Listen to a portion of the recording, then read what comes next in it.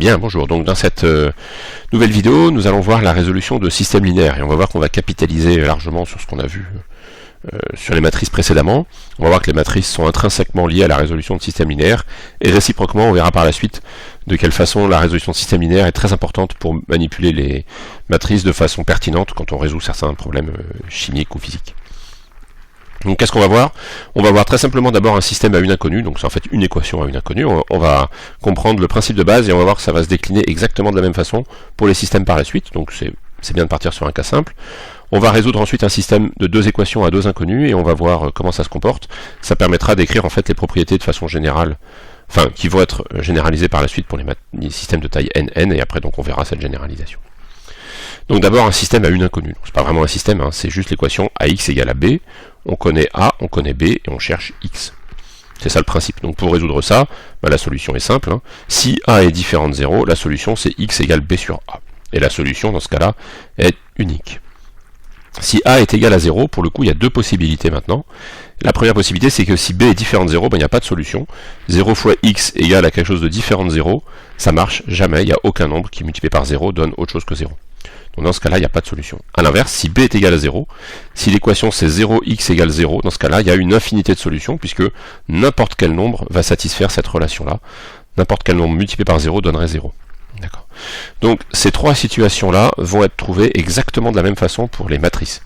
C'est-à-dire que si a est différent de 0, il existe en fait un nombre inverse de a qui est 1 sur a et qu'on multiplie par b et qui vous donne le x. Exactement la même chose pour les matrices. Vous vous rappelez que dans le cas d'un nombre, son déterminant c'est le nombre lui-même, et bien pour les matrices ce sera ça, ce sera le déterminant qu'on va considérer.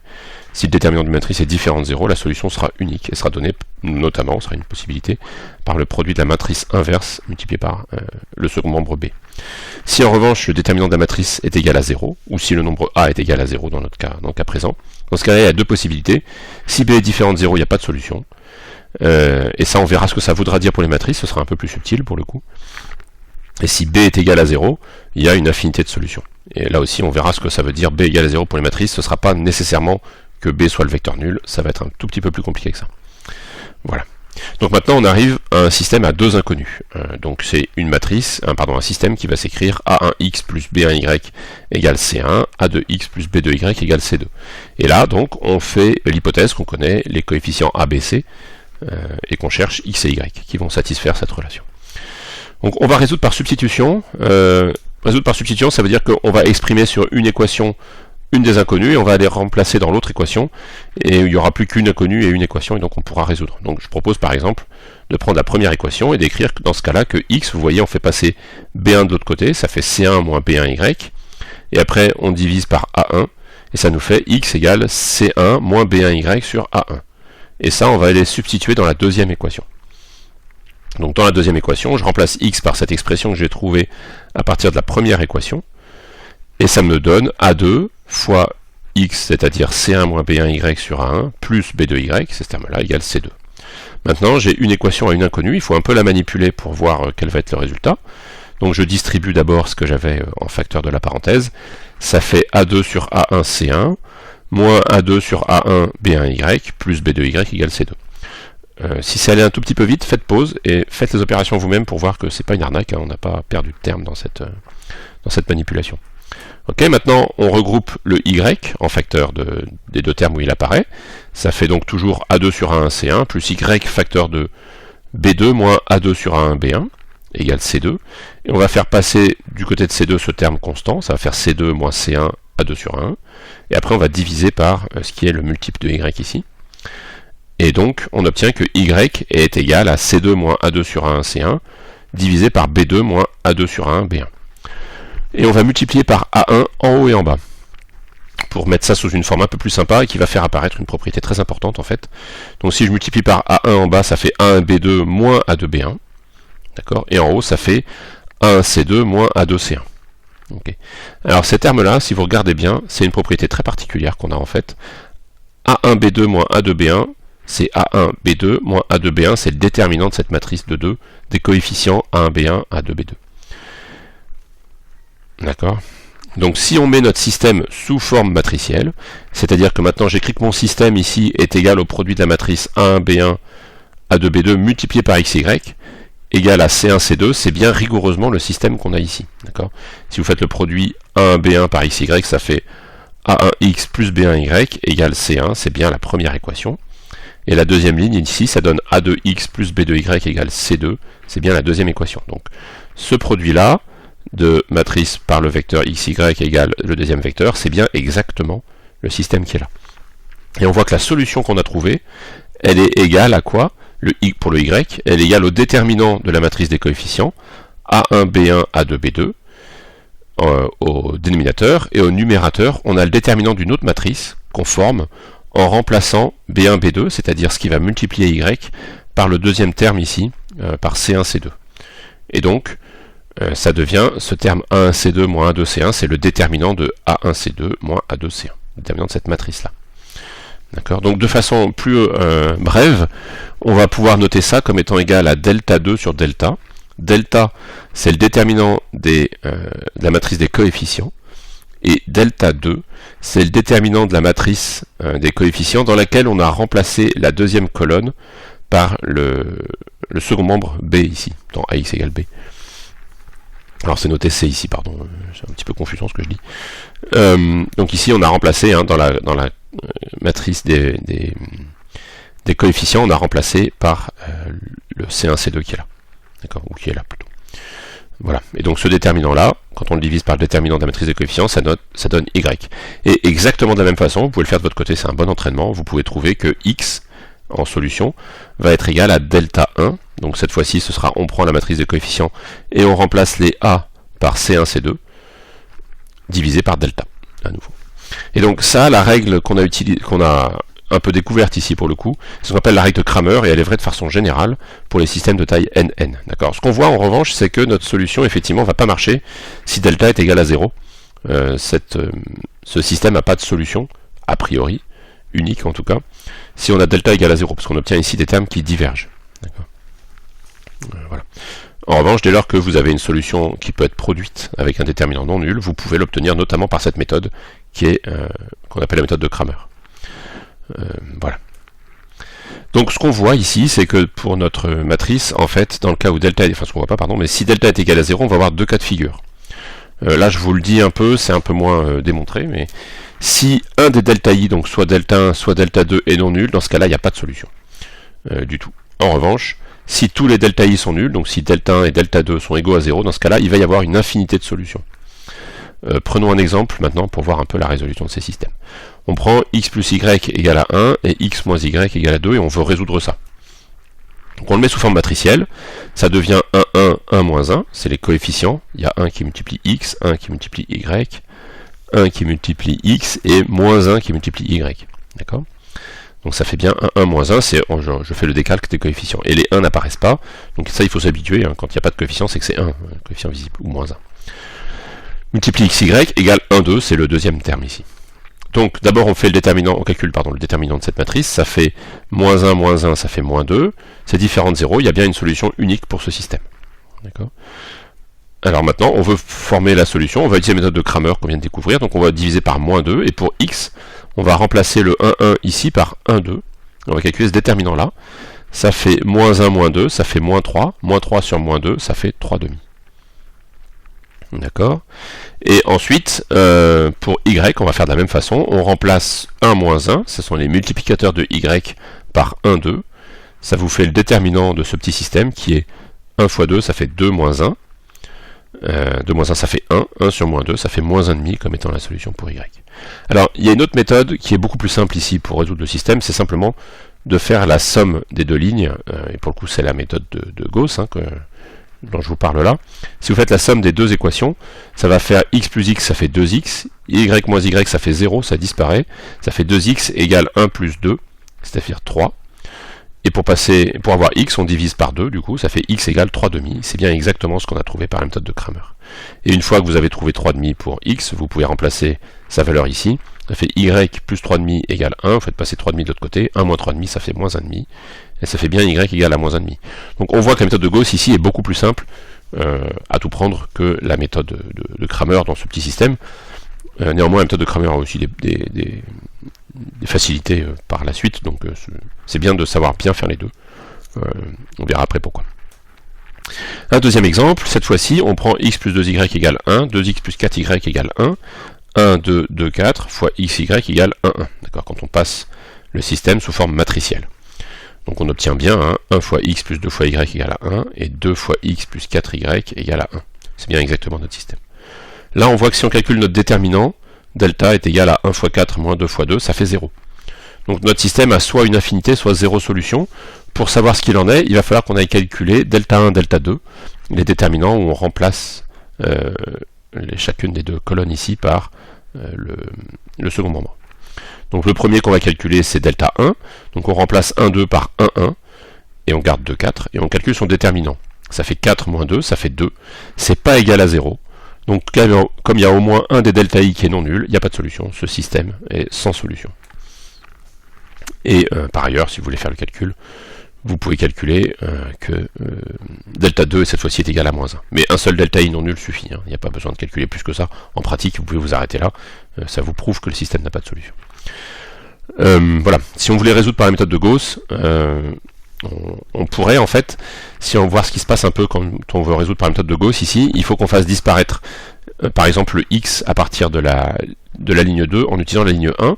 Donc pour ça, il faut lui rajouter moins 2 fois la ligne 1. Ça fait moins 2x moins 4y. Et quand on va faire la somme avec les deux, ça va faire 0x plus 0y égale moins 2 plus 1, ça fait moins 1, ça fait 0 égale moins 1, c'est une impossibilité. Donc par la méthode de Gauss, quand le système est sans solution, ça va produire des équations absurdes, telles que 0 égale moins 1. Ça veut dire, par la méthode de Gauss, que le système n'a pas de solution. On va prendre un troisième exemple, vous voyez que c'est la même qu'avant, mais cette fois-ci on a changé le second membre, c'est plus 1, 1, c'est 1, 2. D'accord, donc on a x plus 2y égale 1 et 2x plus 4y égale 2. Donc on sait déjà, quand on forme le système, que là on va trouver un déterminant nul, et donc potentiellement, soit 0, soit une infinité de solutions. Cette fois-ci, vous en doutez, le déterminant delta 1 est égal à 0. Si je remplace 1, 2 par 1, 2, je trouve exactement le même déterminant. Je trouve 4 moins 4, ça fait 0. Le déterminant delta 2, c'est encore pire. Quand je remplace 2, 4 par 1, 2, ça me fait franchement une matrice pour laquelle le déterminant va être nul. Hein. Ça fait 2 moins 2, ça fait 0. D'accord ?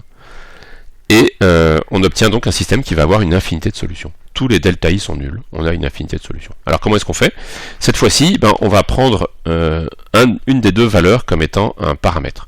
Par exemple, là c'est arbitraire, vous pouvez prendre celui que vous voulez. Au final, vous déterminerez bien la même population de solutions. Simplement, vous serez passé par un chemin ou par un autre. Donc on va considérer cette fois-ci, par exemple, que x est égal à alpha. En fait, quand on a ce système-là, dont les deux déterminants sont nuls, ce que ça veut dire, en fait, c'est qu'on n'a qu'une seule équation ici. C'est ça que ça veut dire. Alors pour notre petit système de 2, c'est facile à voir. Vous voyez que si je prends la première équation et que je la multiplie par 2, j'obtiens 2x plus 4y égale 2. J'obtiens exactement la même équation que celle-là.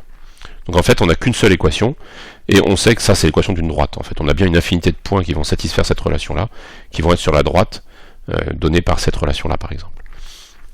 Donc, pour écrire formellement les choses, on écrit que dans ce cas-là, on a un paramètre libre et un paramètre qui va être dépendant du paramètre libre, une valeur solution principale. Donc on va considérer par exemple que x est un paramètre libre, on va maintenant l'appeler alpha, et on va le remplacer dans la première équation. La deuxième équation, en fait, ne nous sert plus. Et on a écrit alpha plus 2y égale à 1. Donc ça nous dit que 2y doit être égal à 1 moins alpha. Et au total, y égale à 1 moins alpha sur 2. Voilà. Et donc les solutions du système, c'est les couples tels que x est égal à alpha, et y est égal à 1 moins alpha sur 2, quelle que soit la valeur de alpha. Donc on a une infinité de solutions. On peut écrire des choses comme ça, on peut écrire que les solutions, ce sont tous les vecteurs x, y qui s'écrivent alpha 1 moins alpha sur 2. On peut écrire ça de façon un tout petit peu différente. On peut écrire que c'est tous les vecteurs qui s'écrivent 0, 1,5 plus alpha multiplié par 1 moins 1,5. Alors comment est-ce qu'on a fait ça? Ici, vous voyez qu'on a alpha tout seul, donc c'est alpha plus 0, donc le terme constant pour ici c'est 0.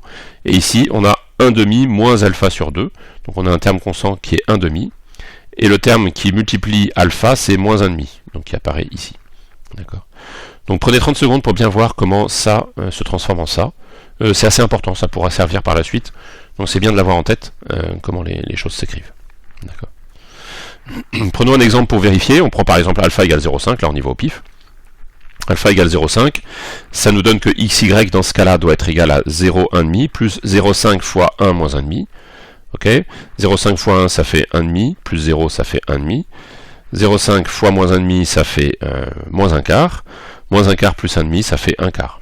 Donc là, ce qu'on fait comme hypothèse, si on ne s'est pas gouré, c'est que 1 demi, 1 quart, qui est bien de cette forme-là, sera solution du système. Donc on le substitue dans x plus 2y égale 1 et 2x plus 4y égale 2. Ça fait 1 demi plus 2 fois 1 quart, ça fait 1 demi plus 1 demi, ça fait 1. Et ici, ça fait 2 fois 1 demi, d'accord, plus 4 fois 1 quart, ça fait 1 plus 1, ça fait 2. Et ça marche bien. C'est bien solution de ce système-là. Et vous pouvez prendre n'importe quel alpha, vous verrez, ça résoudra bien ce système, pourvu que vous l'écriviez, que xy est égal à ça. Voilà. Donc faisons un peu de géométrie maintenant pour comprendre ce qui se passe exactement dans nos systèmes, à quoi correspondent ces situations en fait. Parce qu'elles ont en fait un sens géométrique. On sait que A1x plus B1y égale C1 et A2x plus B2y égale C2 sont en fait des équations de droite. Vous pouvez réécrire les choses en écrivant, en faisant passer de l'autre côté C1 moins A1x et vous divisez par B1 et ça vous fait la forme d'une équation de droite, hein, de la forme AX plus B. Alors sauf que ici, le coefficient AX plus B c'est moins A1 B1 pour A et le B c'est C1 sur B1. Ou MX plus P si vous préférez l'écrire comme ça. Et pareil, ici on a une deuxième équation de droite. Donc nos équations de droite, elles nous disent quoi? Elles nous disent que nos deux droites sont parallèles si les pentes sont égales, c'est-à-dire si A2 sur B2 est égal à A1 sur B1. D'accord? Et on va faire passer de l'autre côté les termes, ça fait A2 fois B1 égale A1 fois B2, et donc les deux droites sont parallèles si vous avez A1 B2 moins A2 B1 égale à 0. D'accord? Si ça est égal à ça, vous avez forcément A1 B2 moins A2 B1 égale à 0, et il se trouve que ça, c'est le déterminant de notre matrice des coefficients. A1 B2 moins A2 B1. Donc on voit que le déterminant ici, pour une matrice de 2, il revient à tester, entre guillemets, si les droites que représentent ces coefficients sont parallèles. Et si elles sont parallèles, delta est égal à 0. Si elles sont non parallèles, delta est différent de 0. Donc à partir de là, on a trois situations différentes. Si les droites sont non parallèles, par définition, elles vont se couper en un seul point, et ce point dans lequel elles se coupent, c'est la solution. Donc on peut aller lire le x et le y, et ce sera la solution de ce système, si on trace les deux droites dans un repère. Bon, évidemment, c'est pas précis de les tracer, il faut faire des calculs numériques pour avoir les valeurs exactes, mais ça revient à ça, si on traçait nos deux droites dans un repère, on pourrait voir ça. Deuxième possibilité, si delta est nul, c'est que les deux droites soient parallèles, comme ça, là, et on voit qu'elles se coupent jamais, il n'y a pas de solution à ce système-là. Elles sont parallèles et elles ont des ordonnées à l'origine différentes, donc elles se coupent jamais, et il n'y a pas de solution. La troisième possibilité, c'est qu'elles soient parallèles, delta égale à 0, et qu'elles aient la même ordonnée à l'origine. Et dans ce cas-là, elles sont confondues. Et il y a une infinité de solutions, c'est tous les couples de points qui sont décrits par l'une ou l'autre équation de droite. D'accord? Donc c'est ça un peu ce qu'on a vu, hein. C'est que les systèmes de 2, ils correspondent à ces trois situations-là possibles. Et comment est-ce qu'on détermine dans quelle situation d'abord on calcule le déterminant. S'il est différent de 0, on est là. S'il est égal à 0, on peut être dans un de ces deux cas-là. Et pour calculer, alors de façon formelle, si on est dans une situation ou l'autre, on calcule les delta i les uns après les autres, et si on trouve à chaque fois 0, c'est qu'on a des droites confondues. Si on a un seul delta i qui n'est pas égal à 0, c'est qu'on est dans ce cas-là, les deux droites ne sont pas confondues. Voilà. Voilà, ça clôt un peu les choses sur le système de 2. Maintenant, on va voir un cas particulier qui est très important, qui est le cas, parce qu'il va revenir énormément dans la prochaine leçon sur la diagonalisation, qui est le cas des systèmes homogènes. Ce qu'on appelle un système homogène, c'est une équation de la forme AX égale 0. Voilà. On va voir que ça va revenir tout le temps quand on va faire les diagonalisations, donc il faut bien maîtriser ça. C'est un cas particulier de ce qu'on vient de voir en général, qui est en fait plus simple en réalité. Là, ce qu'on voit, c'est que les delta i vont toujours être égaux à 0, parce que vous voyez, si dans la matrice A, vous allez substituer une colonne de 0, vous pouvez développer votre déterminant suivant cette colonne de 0, vous trouvez toujours 0. Donc quand on a un système, dès lors que le déterminant de A est égal à 0, les delta i sont toujours égaux à 0. Donc dans ce cas-là, si delta est différent de 0, il y a une solution unique, x. On sait que la matrice A a une matrice inverse, qui s'écrit A-1. On ne connaît pas ses coefficients, on n'en a pas besoin, parce qu'une matrice inverse A multipliée par un vecteur de 0, ça donnera toujours un vecteur de 0. Donc si delta est différent de 0, AX égale 0 a une solution unique, qui est x égale à 0, quelle que soit la dimension du système, là pour le coup, ça marchera toujours. Puisque delta i sur delta fera toujours 0. Et maintenant, si delta est égal à 0, il y aura forcément une infinité de solutions, parce que les delta i sont forcément égaux à 0. Et ça reviendra quand on fera des recherches de vecteurs propres dans les diagonalisations. Donc prenons un petit exemple.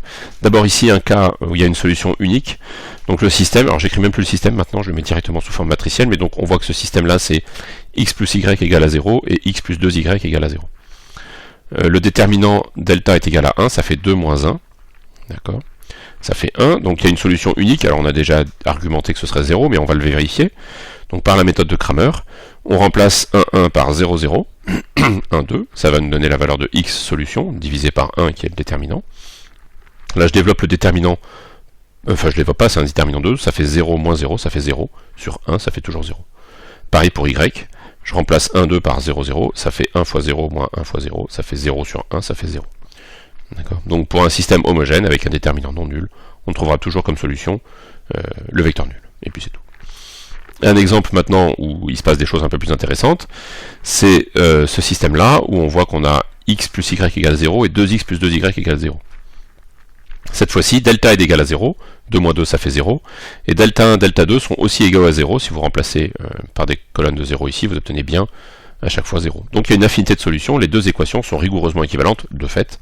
X plus y égale à 0, si vous le multipliez par 2, vous obtenez 2x plus 2y égale à 0. C'est bien deux fois la même équation. Et on voit que dans ce cas-là, on peut prendre par exemple que x est le paramètre alpha, et la première équation devient alpha plus y égale à 0, et donc y égale à moins alpha. Et on a donc un ensemble de solutions qui est xy égale alpha moins alpha, c'est-à-dire aussi xy égale alpha multiplié par 1 moins 1. Voilà. Et ce sera l'ensemble des solutions de ce système homogène. Voilà, donc ça reviendra tout le temps dans la recherche de vecteurs propres, quand on fera la diagonalisation dans la prochaine leçon. Donc c'est bien de l'avoir bien en tête ça. Ok, maintenant on va généraliser ça et on va voir des méthodes de résolution un peu plus précisément. Donc quand on généralise, ça veut dire que maintenant on considère un système de taille arbitraire nn, donc ça peut être, pour l'instant on a vu les systèmes de 2, maintenant on va passer à un système 3, 4, 4, 5, 5, etc., etc. Donc on peut mettre sous la forme AX égale B, où A est une matrice de dimension nn. X est un vecteur de dimension n, et B est un vecteur de dimension n également. Donc on peut généraliser ce qu'on a vu précédemment. Si le déterminant de A est non nul, il y a une solution unique. Si le déterminant de A est égal à 0, il y a deux cas particuliers. Dans ce cas-là, il y a une infinité de solutions si la comatrice de A transposée est multipliée par B. Donc en fait, moralement, c'est presque l'inverse de A, si vous regardez bien. Mais on ne met pas 1 sur déterminant, puisque là on a un déterminant égal à 0, ça ne marcherait pas. Et donc pour vérifier si on a une infinité de solutions, une façon de faire, c'est pas la seule, mais une façon de faire, c'est la matrice des cofacteurs de A transposée multipliée par B doit être égale au vecteur nul. S'il n'y a pas un vecteur nul, mais qu'il y a un seul coefficient qui est différent de 0, suffit, dans ce cas-là, il n'y a pas de solution. Donc on voit, c'est un peu différent de ce qu'on avait vu pour le cas de AX égale B, c'est un peu plus subtil. Dans AX égale B, on a un nombre petit a fois petit x égale un nombre petit b. Il suffisait que b soit égal à 0. Là, il faut bien que, pour qu'il y ait dans le cas où petit a est égal à 0, pour qu'il y ait une infinité de solutions, ici c'est un peu plus subtil, il faut aller vérifier en fait, en réalité, que le terme b est bien une dépendance linéaire de la matrice A, et ça se vérifie comme ça. Bon, je ne rentre pas dans les détails, on ne démontre rien dans ce cours, ce qu'on veut c'est voir un peu comment on applique. Vous pouvez prendre des bouquins d'algèbre linéaire et vous aurez ce genre de choses qui seront démontrées si vous voulez vous satisfaire. C'est un peu long et j'ai pas la prétention de le faire. Mais voilà. Donc je récapitule.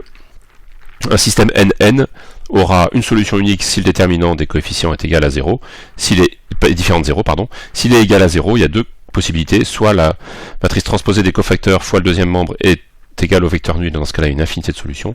Si c'est pas le cas, il n'y a pas de solution. Voilà. Donc maintenant, on va voir un peu les méthodes de résolution. Donc on considère un système AX égale B, où A, qui a un petit tilde maintenant, parce que j'ai changé, j'ai fait du copier-coller, AX égale B va avoir des solutions qu'on va pouvoir obtenir d'abord par la méthode de Cramer, qu'on a déjà vu jusque-là, où la solution pour le coefficient à l'indice I dans le vecteur X, XI, sera donnée par delta I sur delta. On l'a déjà vu, et c'est rigoureusement la même chose. Vous voyez que si vous avez un système 3-3, ça va nécessiter déjà de calculer 4 déterminants 3-3, le déterminant delta et les 3 déterminants delta 1, delta 2, delta 3. Alors le déterminant 3-3 c'est déjà un peu casse-pied, dès que c'est 4-4 ça devient un peu insupportable. Donc la méthode de Cramer, elle n'est pas très intéressante au-delà du système 3-3. Pour le système 3-3 elle peut être encore tolérable dans certains cas. Pour le système de 2 elle est vraiment pas mal. Mais voilà, mais c'est bien de la connaître, de l'avoir en tête parce qu'elle est parfois rencontrée pour des cas simples, pour dire bah, la solution s'écrit comme ça et puis on simplifie la vie. La deuxième possibilité c'est de faire une inversion de matrice. On avait vu ça le coup d'avant. Pour les systèmes avec solution unique, ça marche, et uniquement pour ces systèmes-là, bien sûr. Si le déterminant est non nul, Dans ce cas-là, vous voyez que si vous calculez la matrice inverse de A, vous allez avoir inverse de A fois A, ça fera la matrice identité fois X, et la matrice identité fois X, ça fera X. Et dans ce cas-là, puisqu'on a multiplié par l'inverse de A à gauche, on va multiplier par l'inverse de A à droite, et donc le X sera égal à A-1 fois B. Et là, si vous déterminez l'inverse de la matrice A, vous obtenez directement la solution en faisant inverse de A fois B. Voilà, là il n'y a pas d'autres questions à se poser, c'est vraiment, une fois que vous avez déterminé l'inverse de A, vous faites un produit matrice-vecteur et vous avez la solution. Donc c'est vraiment d'application immédiate. En revanche, ça ne marche que pour les systèmes avec delta, donc déterminant non nul. Et ensuite, l'autre possibilité qui est très importante et qu'on va voir plus en détail, c'est la mise sous forme échelonnée avec la méthode des pivots de Gauss, ou la méthode de Gauss-Jordan, si on va aller encore plus loin. Il y a d'autres méthodes qui existent, qu'on a déjà vu brièvement et qu'on va pas revoir plus, c'est la méthode de substitution. On l'a utilisée pour trouver la solution générale d'un système de 2 tout à l'heure. Donc je vais pas y revenir. Vous pouvez tout à fait faire des substitutions sur des systèmes plus grands. Vous prenez une première équation dans laquelle vous exprimez par exemple la première inconnue en fonction de toutes les autres, et vous allez substituer ça dans toutes les autres équations, et de proche en proche, vous allez arriver à former une équation avec une inconnue. Bon, donc c'est rapidement un peu lourd, mais ça peut être très utile, surtout pour les équations non linéaires en fait. Là, pour le coup, pour les systèmes linéaires, c'est généralement moins pertinent.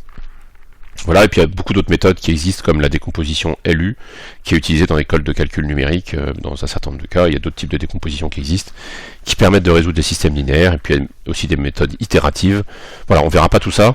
C'est utilisé essentiellement pour les calculs numériques, implémentés dans les ordinateurs. Là, ce qu'on veut, c'est comprendre les systèmes, savoir résoudre les petits systèmes quand c'est utile pour nous. Donc ça sert à rien de voir ces méthodes-là qui sont plus complexes, plus puissantes en fait, mais plus complexes. Et voilà, il faut savoir qu'elles existent. Si un jour ça vous gratte, n'hésitez pas à aller voir les cours là-dessus. Vous les trouverez en ligne, vous les trouverez dans des bouquins. Il n'y a pas de problème. Donc ce qu'on va voir maintenant ensemble, c'est la mise sous forme échelonnée. Donc comment ça fonctionne? On va le voir sur des cas concrets. Ce sera le plus simple encore, je pense. Donc on prend notre système là et on le passe sous forme matricielle, ça nous fait 2, 1, 1, 1, xy égale 1, moins 1, et ensuite on le met en associant la matrice et le vecteur à droite. Si vous vous rappelez comment on avait vu l'inversion de matrice par la méthode de Gauss-Jordan, c'était exactement ça. On avait fait, si vous vous rappelez du vocabulaire utilisé, la mise sous forme échelonnée réduite pour trouver la matrice inverse à droite. Là on pourra faire quelque chose d'assez similaire si on veut trouver la solution. Donc qu'est-ce qu'on fait? On commence par prendre la ligne 1 et on la divise par 2 pour faire apparaître un 1 ici. Et dans ce cas-là, on applique l'opération sur toute la ligne 1. Donc 2 devient 1, 1 sur 2 ça fait 1,5, et à nouveau, à droite ici, 1 sur 2 ça fait 1,5. Ensuite, on va vouloir faire disparaître ce 1 à partir de ce 1 là. Donc on va enlever à la ligne 2 la ligne 1. Donc la ligne 2 devient ligne 2 moins ligne 1. Donc ça fait 1 moins 1, ça fait 0. 1,5 moins 1,5, ça fait 1,5. Et moins 1 moins 1,5, ça fait moins 3,5. Voilà. Et ensuite, ce qu'on veut, c'est faire disparaître le 1,5 qui est là avec ce 1,5 là. Donc on va faire la ligne 1 devient la ligne 1 moins la ligne 2. Et donc ça fait 1 moins 0, ça fait 1. 1,5 moins 1,5, ça fait 0. Et 1,5 moins moins 3,5, ça fait 1,5 plus 3,5, ça fait 2. Voilà, moralement on a fini là, d'accord? On peut juste multiplier par 2 la ligne 1 pour résoudre complètement le système en mettant à gauche sous forme échelonnée réduite. Ça fait 2 fois 0, ça reste 0. 2 fois 1,5, ça fait 1. Donc là on a bien la matrice identité à gauche. Et moins 3,5 fois 2, ça fait moins 3. Et là on a la solution, x est égal à 2 et y est égal à moins 3. Voilà, on a résolu le système en le mettant sous forme échelonnée réduite. Vous pouvez aussi tout à fait vous arrêter là, hein, et dire que là vous avez x égale à 2 et 1,5 de y égale à moins 3,5, et vous résolvez cette petite équation là, y sur 2 égale moins 3,5, ça fait y égale 2 fois moins 3,5, ça fait y égale moins 3. Ça revient au même que de faire cette opération là. D'accord. Donc en fait, une fois que vous l'avez mis notre matrice sous forme, même simplement échelonnée, c'est-à-dire pour laquelle il n'y a que des zéros sous les coefficients là, vous avez moralement résolu le système. Vous pouvez aller jusqu'à la forme échelonnée réduite pour avoir directement les solutions là, mais c'est pas du tout obligatoire. Voilà. On verra en TD un peu des applications de tout ça. Ensuite, on va faire ce système-là pour lequel on va voir qu'il n'y a pas de solution. On va voir ce qui se passe quand on utilise la méthode de Gauss pour un système qui n'a pas de solution. Donc on passe aux formes matricielles et on forme la matrice associée avec le deuxième membre ici. Et on va faire les manipulations. Donc on voit que pour faire disparaître le 2 qui est sous le 1, on doit enlever 2 fois la ligne 1 à la ligne 2. Donc ça fait 2 moins 2, ça fait 0, 2 moins 2 ça fait 0, 1 moins 2 ça fait moins 1. Et là vous voyez, ça vous forme une ligne qui est 0, 0, moins 1. Ça veut dire 0x plus 0y égale moins 1, c'est jamais possible. Dès lors que vous avez que des zéros sur une ligne et un truc différent de 0 à droite, c'est qu'il n'y a pas de solution. Donc c'est ça qui nous dit, par la méthode de Gauss, qu'un système n'a pas de solution, c'est d'avoir une ligne de 0 en face de quelque chose qui n'est pas 0. Ça veut dire pas de solution. Ok, et maintenant, donc il y a une contradiction, hein, voilà, on a une contradiction sur la ligne. Maintenant, on va voir ce qui se passe quand on a une infinité de solutions par cette méthode. Donc on reforme en fait, si vous vous rappelez, ces systèmes qu'on avait étudiés tout à l'heure. X plus y égale à 1 et 2x plus 2y égale à 2. Donc on reforme notre système, il prend cette allure-là. Alors là, il y a une erreur, j'ai fait un copier-coller malheureux. C'est des 2 ici, et pas des 1. Donc c'est 1, 1, xy, 2, 2, xy égale 1 et 2. Et pareil là aussi. Et donc, cette fois-ci, ce qu'on va faire, c'est que on va former la différence. 2 moins 1, ça fait 0. Enfin, 2 moins 2, pardon, ça fait 0. 2 moins 2 fois 1, ça fait 0. Et là, c'est un 2 moins 2 fois 1, ça fait 0 aussi. Et là, pour le coup, la ligne conforme ne contient pas du tout de contradiction. 0x plus 0y égale 0, c'est toujours vrai, ça. D'accord. Donc, ce qu'on a, c'est en fait une seule équation. Le système se réduit à la seule équation x plus y égale à 1. Et donc, si on prend x égale alpha, maintenant, on prend un paramètre. Alors, formellement, je devrais prendre y égale alpha. C'est pas tout à fait clean ce que je fais là. Parce que c'est les termes qui sont sur les pivots qu'on va retenir normalement comme inconnus, qu'on détermine à partir des paramètres libres qui sont les termes qui ne sont pas sur les pivots. Les pivots, c'est les termes diagonaux non nuls. D'accord. Dans la méthode de Gauss. Donc, toutes mes excuses, c'est pas tout à fait correct, mais ça produit bien le bon résultat quand même. Néanmoins, je prends x égale alpha, on obtient dans ce cas-là que y qui est égal à 1 moins alpha, et donc au total, les solutions vont s'écrire xy égale alpha 1 moins alpha. On peut l'écrire aussi comme étant 0, 1 plus alpha fois 1 moins 1. D'accord. Donc tous les couples qui s'écrivent comme ça seront solutions de ce système, de façon générale. Voilà. Maintenant, mettons qu'on ait à résoudre ce système 4-4. Là, ça commence à être un peu plus cauchemardesque si on veut calculer le déterminant, ça va être casse-pied parce que on a un déterminant 4-4 à calculer, ça veut dire 4 déterminants 3-3, chaque déterminant 3-3, ça veut dire 3 déterminants 2-2, donc ça fait beaucoup d'opérations si on veut inverser la matrice et même simplement aller vérifier ce qui se passe en calculant le déterminant. Et c'est là que la méthode de Gauss et la mise sous forme échelonnée est très puissante. Pour des calculs finalement assez simples, on arrive vite à voir si le système est soluble ou pas et à aboutir à la solution. Donc on le passe sous la forme matricielle, donc là je saute vraiment quelques étapes. Hein. Vous voyez, j'ai mis la matrice des coefficients ici, ça fait 1, 1, 2, 1, ok, 1, moins 1, 1, moins 3, 3, 1, 5, moins 1, et 5, moins 1, 7, moins 7. Ok, et 2, 0, 4, 4, c'est le terme qui est ici. Voilà, et maintenant ce qu'on veut, c'est le mettre sous forme échelonnée. Réduite si on veut aboutir à la solution de façon directe. Donc on voit d'abord qu'on doit former des zéros sous le premier 1 qui est là, donc on voit que la ligne 2 il faut lui enlever la ligne 1, la ligne 3 il faut lui enlever 3 fois la ligne 1, et la ligne 4 il faut lui enlever 5 fois la ligne 1. D'accord. Donc ça fait, par exemple je vais faire juste la dernière ligne ici, ça fait 5 moins 5 fois 1, ça fait 0, moins 1 moins 5 ça fait moins 6, 7 moins 10 ça fait moins 3, et moins 7 moins 5 ça fait moins 12. D'accord. Et 4 moins 5 fois 2, 10, ça fait moins 6. Voilà. C'est comme ça qu'on a formé cette ligne-là. Je vous laisse vérifier pour les autres. Et ce que vous voyez apparaître, et c'est ça qui est rigolo, on voit exactement la même ligne apparaître là et là. Donc là, on peut déjà anticiper qu'au coup d'après, on va faire apparaître une ligne de 0 égale 0. Et si vous regardez bien, en fait, même la ligne ici, c'est juste 3 fois la ligne qui est là. 3 fois moins 2, ça fait moins 6. 3 fois moins 1, ça fait moins 3. 3 fois moins 4, ça fait moins 12. Et 3 fois moins 2, ça fait moins 6. Donc en fait, quand on va faire le pivot suivant, quand on va faire disparaître les deux termes qui sont là pour les faire transformer en 0, on va faire apparaître que des 0 sur les deux lignes suivantes. Donc c'est ce qu'on fait, on prend la ligne 3 et on lui enlève la ligne 2, ça fait plus qu'une ligne de 0. Hein. Moins 2, moins 2, ça fait 0, moins 1, moins 1, moins 4, moins 4, moins 2, moins 2. Et la ligne 4, on lui enlève 3 fois la ligne 2, ça fait moins 6, moins 2 fois 3, ça fait 0, moins 3, moins 3, pardon, moins 12, moins 12, et moins 6, moins 6. Et donc notre système se met maintenant sous cette forme-là, où on a deux lignes de 0 égales à 0. Donc ça nous dit que le système peut avoir une infinité de solutions. Et comme après ici, on n'a plus que deux pivots, ben on sait que le système a bien une infinité de solutions. D'accord ? Donc ici, maintenant ce qu'il faut c'est déterminer cette infinité de solutions. Donc en fait, comme on a deux lignes de 0, ça veut dire qu'il y a deux paramètres libres, et deux paramètres qui vont être dépendants de ces deux paramètres libres. Donc ici, on va mettre sous forme échelonnée réduite. Donc pour ça, qu'est-ce qu'on fait? On va diviser cette ligne-là par moins 2, d'accord? La ligne 2, on la divise par moins 2, pour la transformer en 1. Et la ligne 1, on lui ajoute la ligne 2 sur 2, parce que je le fais avant d'avoir mis la ligne 1 sous forme réduite. Bon, c'est moralement moins bien, mais c'est pas grave. Et donc quand vous faites le calcul, que vous divisez cette ligne-là par moins 2, ça fait 1, 1,5, 2 et 1. 1, 1,5, 2 et 1. Okay. Et cette ligne là-haut, quand je lui enlève la ligne 2 sur 2, quand je lui ajoute pardon, la ligne 2 sur 2 quand elle est sous cette forme-là, ça fait 1 moins 1, ça fait 0, 2 moins 1,5, ça fait 3,5, 1 moins 2, ça fait moins 1, et 2 moins 1, ça fait 1. Donc on obtient ça sous forme échelonnée réduite, ça nous donne ça. Et donc on voit ici ce qu'on appelle les variables principales. Donc les pivots sont ce qu'on appelle les variables principales, x1 et x2 pour nous. Et les autres variables sont des variables libres, c'est-à-dire que x3 on va l'appeler alpha et x4 on va l'appeler bêta.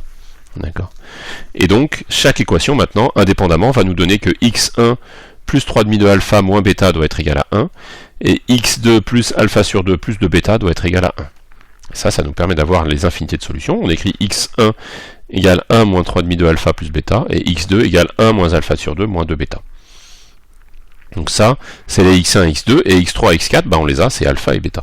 Donc ça nous fait une infinité de points, solutions, x1, x2, x3, x4, qui s'écrivent 1 moins 3,5 de alpha plus bêta pour x1, 1 moins alpha sur 2 moins 2 bêta pour x2, alpha pour x3 et bêta pour x4. Et donc pour tous les couples alpha et bêta, la double infinité de couples, si vous voulez, alpha, bêta, on a une infinité de solutions. Alors on peut le décomposer pour rendre ça un peu plus propre. On peut écrire que les solutions vont s'écrire 1, 1, 0, 0, le terme constant, 1, 1, 0, 0, plus alpha multiplié par moins 3,5, moins 1,5, 1, 0, moins 3,5, moins 1,5, 1, 0, plus bêta multiplié par 1, moins 2, 0, 1. Voilà. Donc l'ensemble des solutions sera donné par cette combinaison-là. Pour alpha et bêta arbitraires, ce sera toujours des solutions du système. On peut tester par un exemple. Par exemple, si on prend alpha égale à 2 et bêta égale à moins 3, ça fait moins 3, moins 1, ici. Et pour bêta égale à moins 3, ça fait moins 3, 6, ici, avec moins 3 ici. Et vous faites la somme telle que c'est indiqué, vous trouvez moins 5, 6, 2, moins 3, vérifiez-le. Hein. Et maintenant, si vous faites le produit matrice vecteur, ça c'est facile à faire, c'est rapide, un produit matrice vecteur, même 4, 4, ça reste faisable rapidement de tête, donc, enfin pas de tête, mais sur le papier. Donc faites-le, c'est un bon petit entraînement. Si vous faites le produit 1, 1, 2, 1, la matrice des coefficients, fois moins 5, 6, 2, moins 3, vous trouvez bien 2, 0, 4, 4, comme on devait l'avoir depuis le début. Donc voilà. C'est juste une vérification, ça démontre rien, bien sûr. La démonstration, c'est ce qu'on a fait avant. Mais donc là, on vérifie qu'on ne s'est pas gouré. Ça, en revanche, si on s'était trompé, il y aurait peu de chances que ça marche. Voilà. Donc là-dessus, on a fini sur la résolution des systèmes linéaires. C'est un cours qui est extrêmement important. Bon, ils le sont tous, hein, ils sont tous logiques. Et on a réduit le cours sur les matrices à l'essentiel. Mais donc, on voit un peu comment tout commence à se rejoindre. Et sur le dernier cours, qui portera sur la diagonalisation, on verra comment tout ça se tient. Ce sera magnifique. Vous verrez. Voilà. D'ici là, à tout bientôt pour de nouvelles aventures matricielles.